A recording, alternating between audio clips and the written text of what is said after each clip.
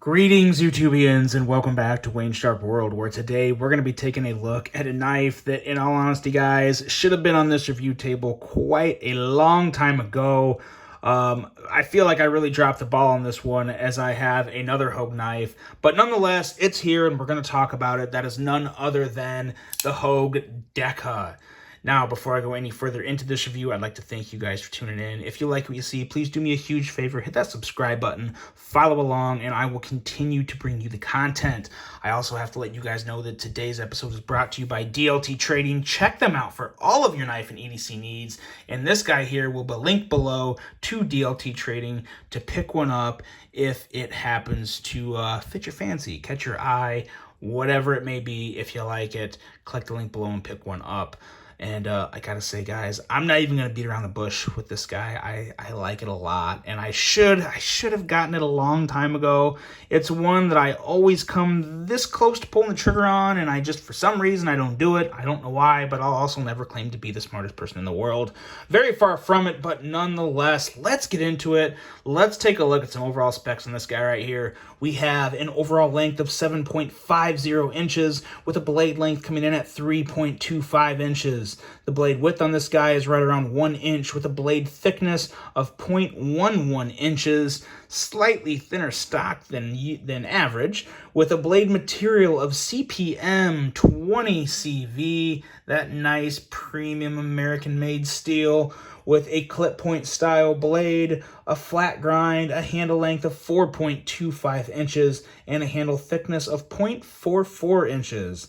Handle width on this guy is 1.125 inches, with a handle material of G10, the good old Able lock, which is Hogue's version of the crossbar lock, the original axis lock. You guys know how all that goes. Weight on this guy, a very light 2.3 ounces, with a price coming in at $140.21. And this one is designed by the great Alan Elishewitz. A while back, I was reviewing a Hogue K320 Nitron, and I could have swore Alan designed that one too, but I was wrong. Alan did not design that one, but he did absolutely design this one, and it is a very, very attractive design from Alan. Now, let's take a look at some size comparisons with this guy right here, and let's start with a couple that are very popular within the EDC community that everyone can relate very well with. We have the Civivi Elementum, and we have the Spyderco Para 3. And as you can see there, it is slightly bigger than both these knives, going tip to tip. Yeah, got the Para 3 beat, and just barely has the Civivi Elementum beat. The Elementum is, oddly enough, kind of a good comparison when you're talking handle ergos in general.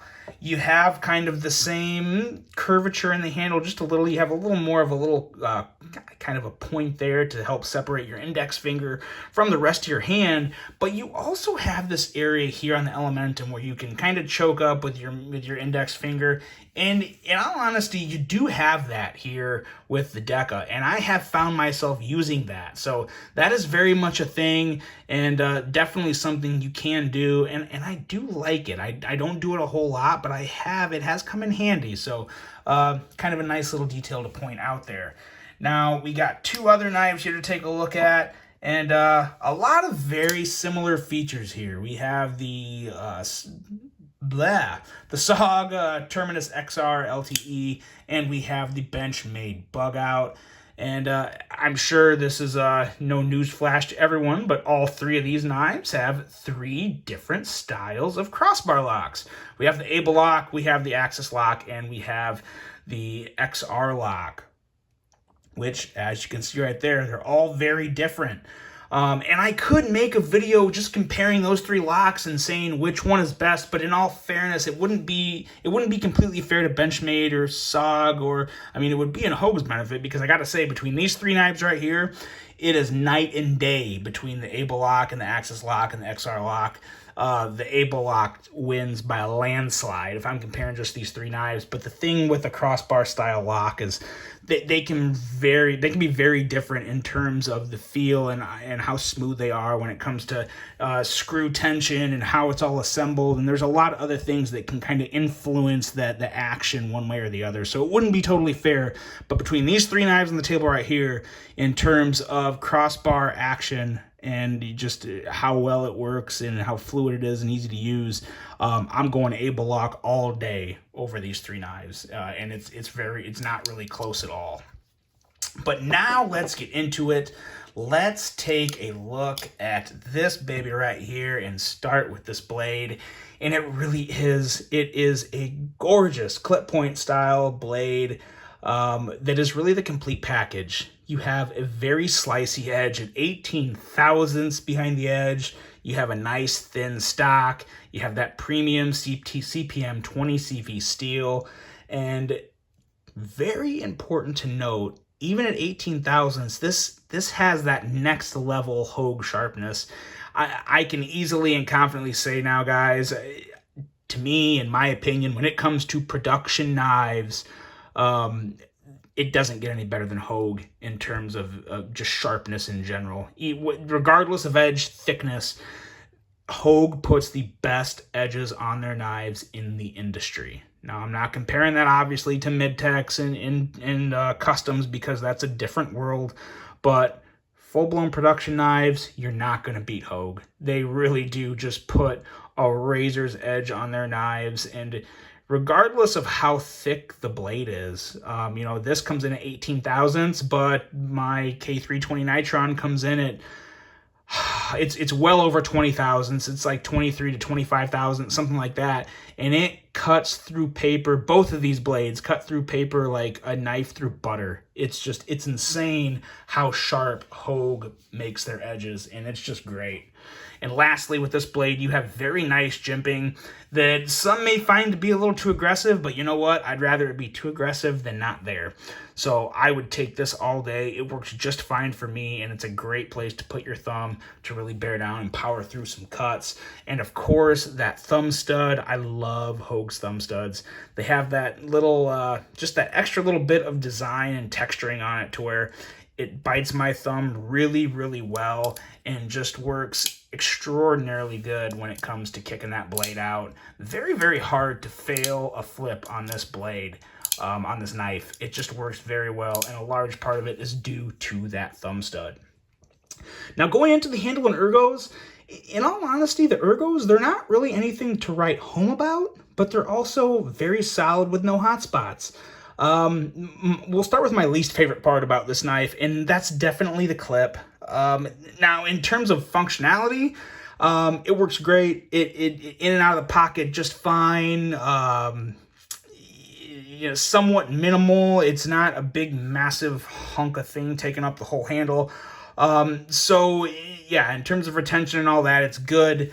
And even in ergos, it doesn't bother my hand at all in terms of ergos. No real issue there with the clip. It's just kind of a basic clip, and this knife is anything but basic. It has so many touches of just that extra little, that Elishewitz design at the blade, and it has nice lines and curves on the handle.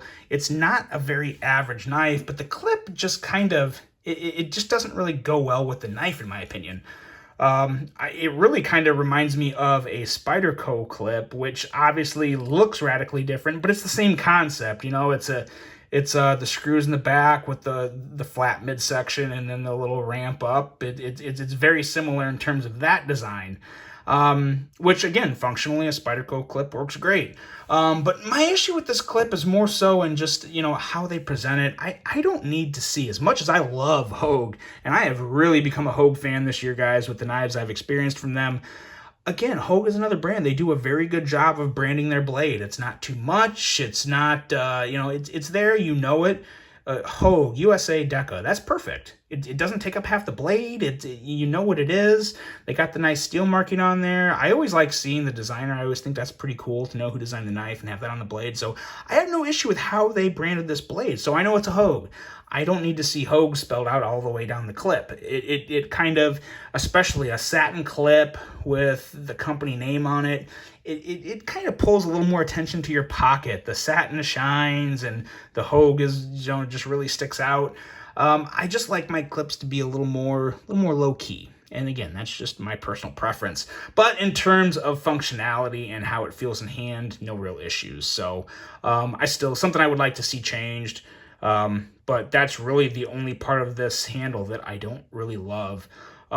Everything else is really good. One of the things that I think kind of prevented me from buying it for quite a while was the amount of screws on the handle. There's obviously a couple extra screws here that may or may not need to be there. It was just how this one was engineered. But at the end of the day, now that I got it in hand, I need to keep telling myself when I'm looking at knives, I can't go completely off aesthetics and how it just looks on the website.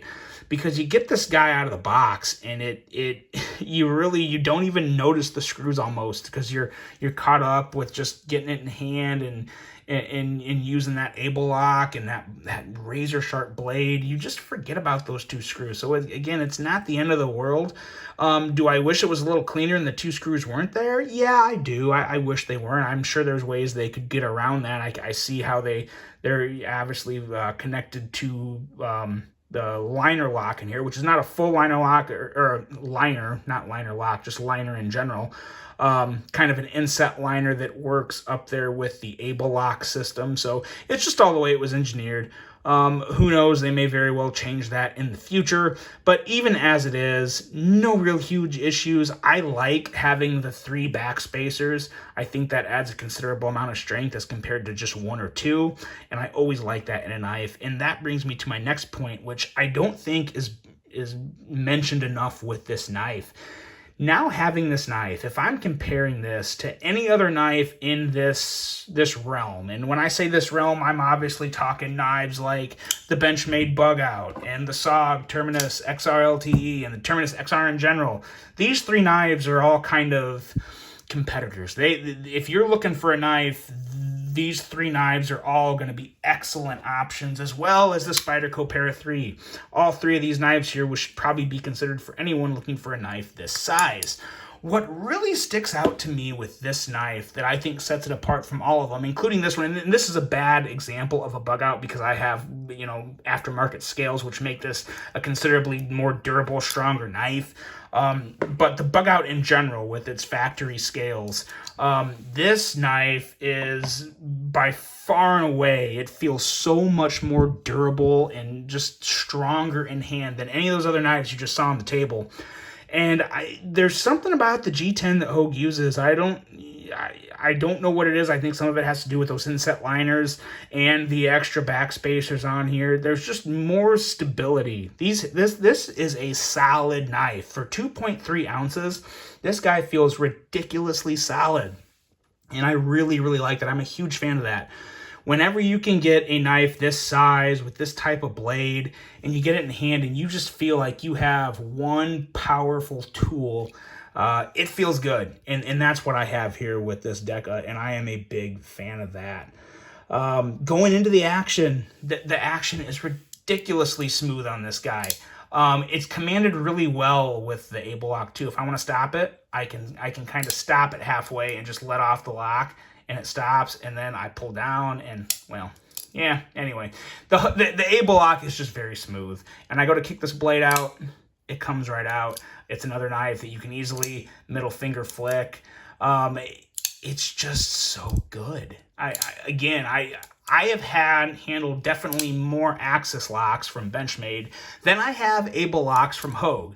I'll put that out there, but I gotta say, so, when you factor in the numbers, it's going to be easier to have consistent able locks than Benchmade axis locks just because I've handled more. But the 3 able locks I've handled from Hogue have been butter. I mean, absolute butter, every single one of them. I have had some axis locks that aren't as smooth, that needed quite a bit of work and balancing and tuning to get them to be as smooth as this Deka is. So definitely worth noting. Hogue, again, is still, I think they have gained a lot of popularity this year, and I think a lot of people have gotten on that bandwagon.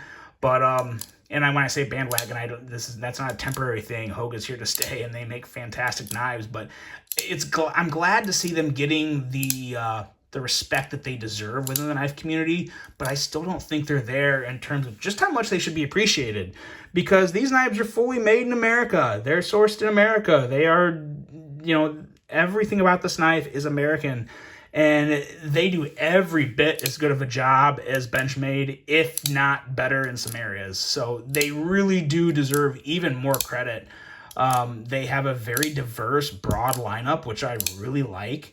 And this Deka is absolutely a highlight of what they have. One of their best knives, right along with the K320 Nitron.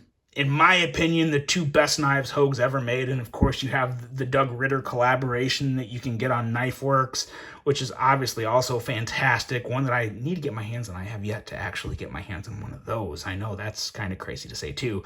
But nonetheless, guys, this right here is very quickly becoming one of my all-time favorite EDCs. I would really love to see a few things be touched up on it in terms of, maybe find a way to get rid of these screws, a better clip. But I gotta say, other than that, I would like to see a drop point blade come.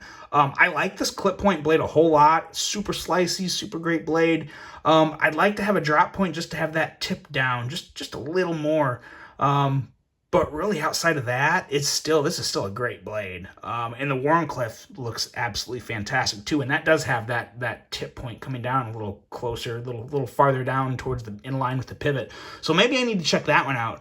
But regardless, guys, the Hogue Deka it is absolutely up there. If you like a bug out, if you like an Elementum, if you like a pair of three, this is one you gotta check out, especially if you like the crossbar style locks.